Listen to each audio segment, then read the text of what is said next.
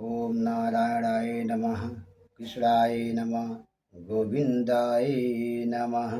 जय जय श्री राधे राधे राधे। श्री कृष्ण गोविंद हरे मुरारी। हे नाथ नारायण वासुदेव। आज चित्रकेतु को बैराग तथा संकर्षण देव के दर्शन पे हम लोग चर्चा करेंगे। अथ देव ऋषि राजन संपरेत नृपदाजमजम दर्श एति वेति होवाच ज्ञाति नामनुष्यतम।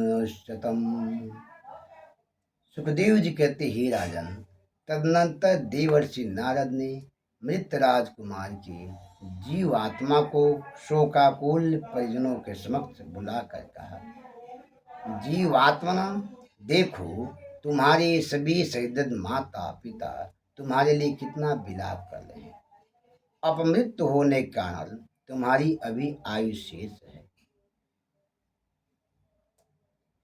ऋषि नारद जी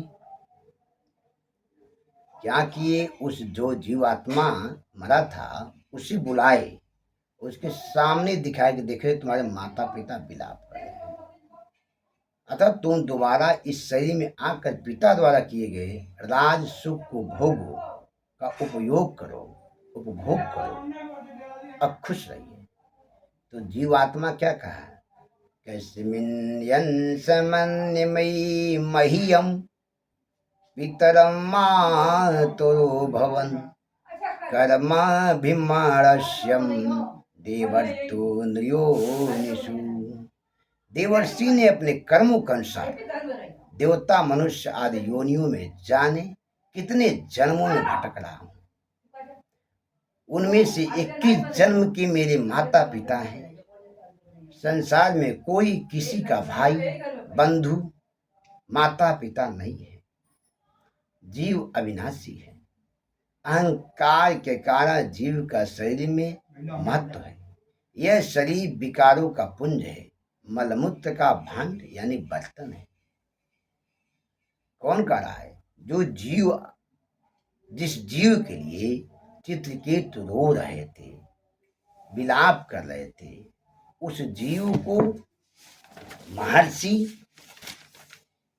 अंगिरा और नारद ने बुला करके पिता के सामने बैठा करके बात कराया कि देखो तुम्हारे पिता तुम्हारे लिए रो रहे हैं, विलाप कर रहे हैं, तुम पुनः इस शरीर में प्रवेश करो। प्रवेश करने के बाद इस राज का उपभोग करो। तो जीव ने कहा कि मैं अपने कर्मों के अनुसार देवता मनुष्य आदि योनियों में जाने कितने जन्मों से भटक रहा हूं। उनमें से 21 जन्म के मेरे माता पिता हैं। संसार में न कोई किसी का भाई है, न कोई का बंधु है, न कोई माता है, न पिता है। जीव अविनाशी है। अहंकार के कारण जीव का शरीर में महत्व है। यह शरीर विकारों का पुंज है, मलमूत्र का भांड यानी कि बर्तन है, मिट्टी के खिलौने के समान नश्वर है। आत्मा अविनाशी है। यह कहकर जीवात्मा अदृश्य हो गया। सभी ने शोक परित्याग कर उसका पारलौकिक संस्कार किया। चित्रकेतु का भी आत्मज्ञान जागा। नारद जी ने प्रसन्न होकर चित्रकेतु को संकर्षण मंत्र का उपदेश दिया। चित्रकेत ने 7 दिनों तक केवल जल पीकर तपस्या की और भगवान का पार्षद बना। अंतःकरण शुद्ध हो गया। उसके समस्त पाप नष्ट हो गए।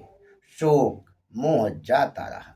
भगवान ने प्रकट होकर कहा, राजन, नारद जी के उपदेश और मेरे दर्शन से तुम सिद्ध हो चुके हो। चित्रकेतु को दर्शन देकर भगवान अंतर ध्यान हो गए।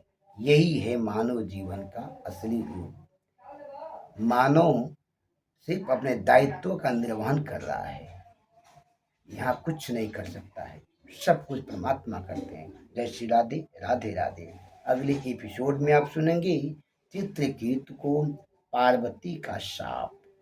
चित्रकेतु को पार्वती का शाप क्यों लगा, किस कारण लगा, उसके बाद उसकी योनि क्या हुई, ये जानने के लिए व्यास ज्ञान सत्ता जुड़े रहें। जय श्री राधे राधे राधे।